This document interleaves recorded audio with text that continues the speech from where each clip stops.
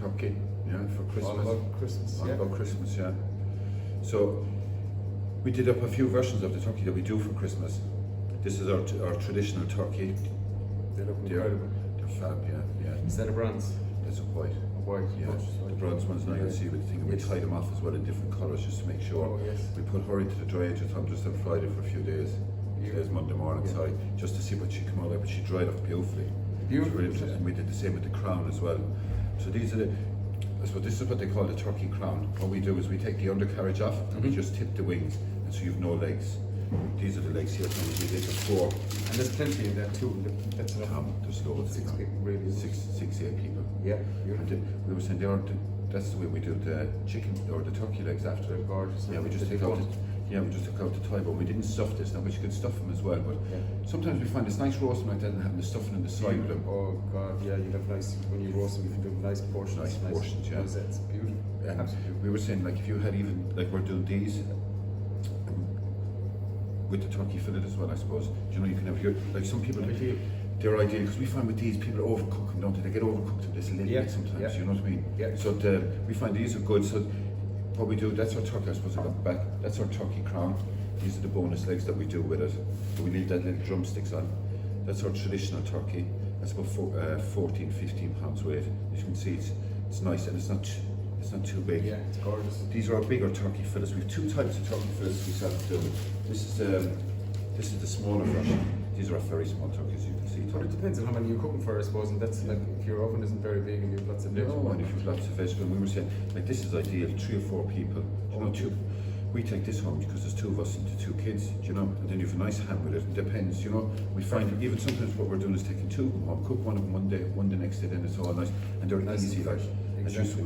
we do the same as you did. And they're vacuum packed then, it's easy. We vacuum pack them. Like you can cook them in these bags. We usually put them in these time really for storage, so it's nice and tidy. Especially the week of Christmas week, you have a lot going on with the fridge, there's veg coming in, there's stuff coming out. So we find this way you can pack them nicely, just put them into your thing, take them out when they're done. You know, we're starting to put little pop-up timers, but we tell people take them out of the bag.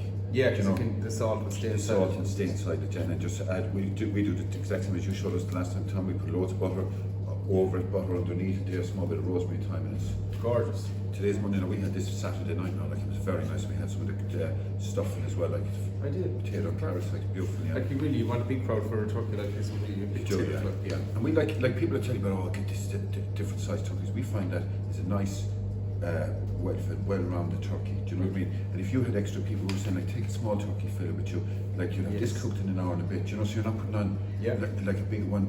Because we find if you go from £16 even to 18 or 20, it's only another £4, but you've all that bone as well to go with it. So we find these are nice sized turkey. Have your turkey with, you know, if you need extra slices, there, you get about another 15 slices off this. You don't want to be looking at it 2 or 3 days later. No. And it's nice. I like it since Steve with the curry and all that. But like if you can get it, especially with turkey now, like we have turkey. We have turkey nearly every weekend now. Like, do you know what I mean? In the shop and stuff, because it is very popular. Do you know? It's nice and healthy. It's fab, yeah. Even I was saying we had it there, and like when you have it with the butter and stuff and that. Do you know, new potatoes? It's lovely. Like it is good, yeah. Beautiful. Do you know? And the kids like it. It's a big favourite. Beautiful. And these are local turkeys now? It's all local turkeys, yeah. We've been supplied there for the last 10 or 12 years. Fantastic. Same thing when we started off when we were here. The first year I think we did 80 turkeys. Jesus, last year I couldn't tell you how many we did now. Really? A lot, yeah. And he grows bigger turkeys for us too, so we can bone them out and have a nice turkey fillet, you know, because like if you have this will feed, these are probably a little bit larger now, but the ones we have like will feed 7 or 8 people very comfortably, like all white meat, you can slice it. Especially a lot of people wouldn't like the leg. Now I'd love the leg myself. Yeah, I'm the same, yeah. And see with the leg too, like you can put it in 40 minutes, it's done. Do you know you can put this in for an hour and a bit, have your turkey leg, then like it's lovely, have your ham, then slice them all as you say, like you do a nice design in a pit, like it's very tasty. Gorgeous. Yeah. That's it. That's another version of the which we put all our own streaky rashers in all time, so there we just do some of the streaky kicks, rashers, I know. Yeah.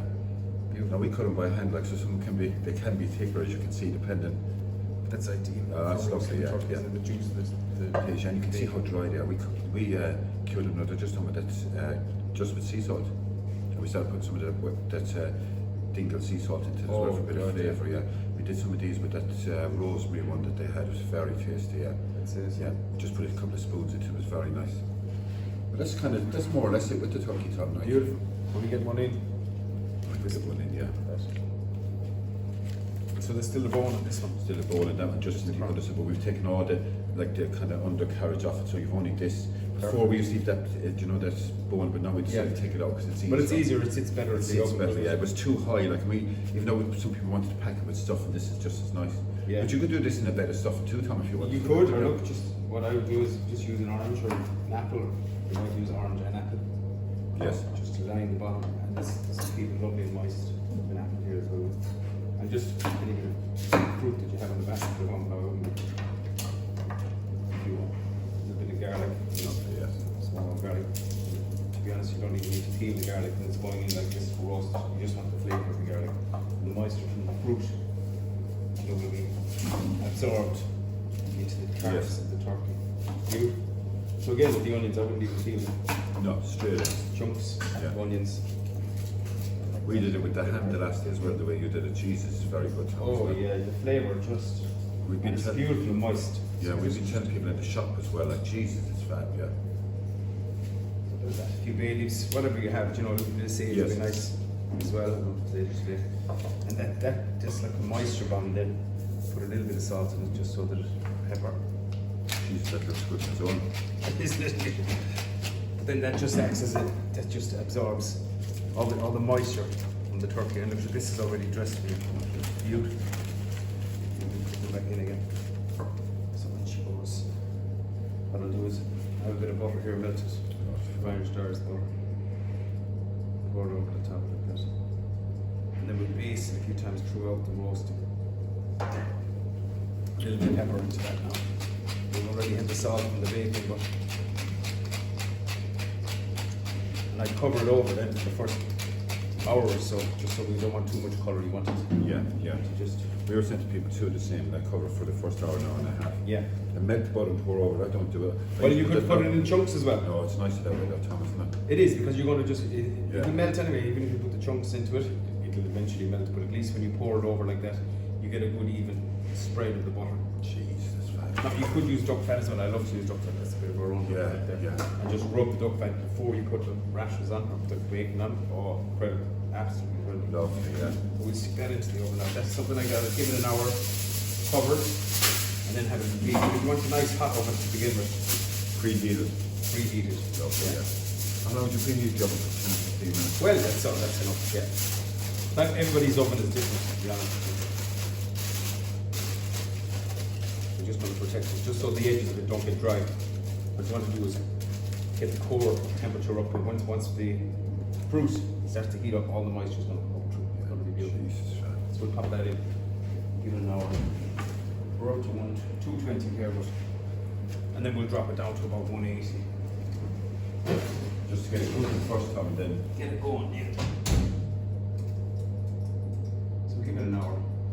And the same with your turkey, Tom, you rested as well at the end. Oh yeah, take it out, rest it. Yeah. The best thing, once the juices are running clear, give the wing a twist. Yes. Make sure that the juices are running clear out of it, or get a knife and stick the knife, into Just in around here. The deepest part, Yeah. Once the juices run out clear, you're good. Or get yourself a probe, something like this. Cheese, we're You're looking for 75 degrees in the core, but when you're probing it, make sure that you're sticking it into the thickest part or into the thickest part of the leg. That's why it's ideal to have one of these at this time of year. Then it takes away all the guessing we're talking about this before. It does, yeah. Just to be safe, especially if you're not used to cooking such a big feast with this, but it's beautiful. But tell me, how long would you rest it for, Tom? The same, 15, 20 minutes? Yeah, like if she's in for 2 hours, 2.5 hours, depending on the size. Like some of these would probably take 2 hours. Yes. Take it out and leave it rest for. You don't want it to cool down either. You want it to rest in a warm place so that it keeps the temperature, but you just want the juices to settle back into the muscle. Yeah. So that when you carve it, like if you don't rest it, you carve it and all the juices will just run out. Yeah, that's what you don't want. No, you don't. You want to keep the juices in the meat, or else drain off what's on the tray, and you use that for your gravy. But it's good to use. I see you have some wing tips there. Wing tips there as well, yeah. We'd use them. We'd roast them and make the gravy with them. Like ideal, like something like that is perfect. Get a good colour onto them into the oven. Chop them up a little bit. Yeah, we can break them in the shop and that. Yeah. too. Or you need to find a big knife, Yeah. chop them up like that. Like there's all the sinew in the Yes. wing and the turkey. A lot of flavour. Oh, beautiful. You get them roasted, nice and crispy in the oven. You could even do this the day before you put the turkey in. You know, you have a bit more room in the oven onto a tray with a few carrots, celery, roasting in the oven, and then start it off when you get a stock going. And then use like the flavour of the turkey stock, the turkey gravy is beautiful. Now, if you had a few other bits of the wing tips, if you had a little bit of the trimmings from the drumsticks or anything like that, perfect. And then the juice from the tray itself. Pop it all in together. Yeah. But we'll give it a first hour in the oven. Yes. And then the juice will be running out. So we'll take off the tin foil and we'll baste it then. Just using a ladle or a big spoon, you just take the juice from the bottom of the tray and pour it over the top of the turkey. And it'll just keep the moisture. It'll cool down the outside of the bird so that it's not going to be too dry. But it will just keep the flavours and the juices going into the core of the meat, which is what you want. It'll be beautiful. Lovely, yeah. Beautiful. And like you can do the same thing when you're doing your turkey fillets, Tom. The small, Exactly. The exact same. Yeah, the exact thing. I baste it as well because you don't want the outside to be overcooked and the inside, Yes. raw. You want to cook it slowly. So around 180 degrees again. But they've been what 45 minutes or so for them fillets, the small ones. Yeah, the small ones, 45 minutes up to an hour, 10 max. Like for the little ones that are a little bit bigger. And give it a good rest, like 10 minutes, 10 to 20 minutes even to rest. Now a big bird like that, you'd want it to rest for 20 minutes so that all the juice is settled. Yes. But then I wouldn't be wasting the juices. If there's anything left on the trays, put it into the gravy. Make sure that you relish every single bit of flavour from it. Because even with these, they're slow growing birds. There's a lot of work goes into them, Tom. Like Yeah, they won't shrink either. They won't shrink either. Yeah. Especially when you're on the bone like that. And when you show it off too, like on the table, it is. It's nice. Oh, it's some beautiful. yeah, beautiful. So what you want to do is, after an hour,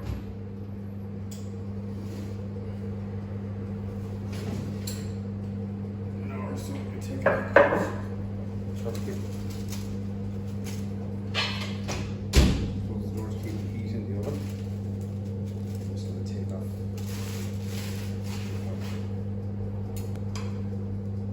I'm just going to baste it. So to baste it, all you do is just tilt it up like this and just pour all the juices back over. It cools down the meat on the outside. And it allows the moisture to just drip through so it doesn't dry out too much.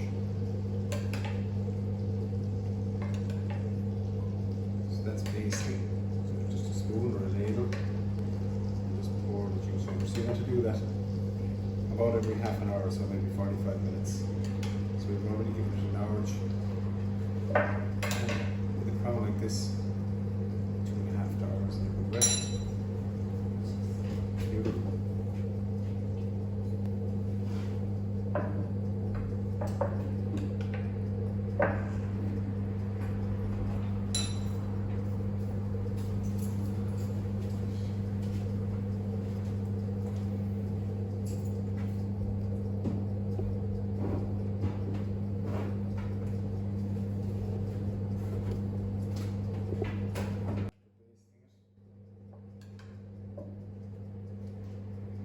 Turn the oven down.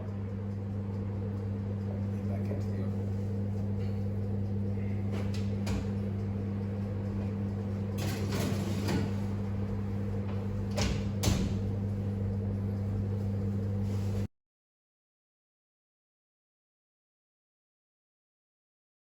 I'm going to baste it again.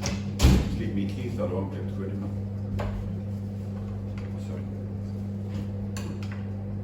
Just the juices and the butter over the top. Keeps it cool down on the outside. So it doesn't dry out. Then what we want to do is for the last half an hour, 40 minutes or so, we're going to stick a few spots in just so that the spots will be nice and roasted. So we're just going to give them turn around with the juices as well so that they colour nicely. So they're just a few nice roosters. Well, It's beautiful, isn't it? Beautiful. You can smell the orange and the apple and the fruit over there. You get all that flavour into the spice. Beautiful. That's it. And she goes for the last 45 minutes or so.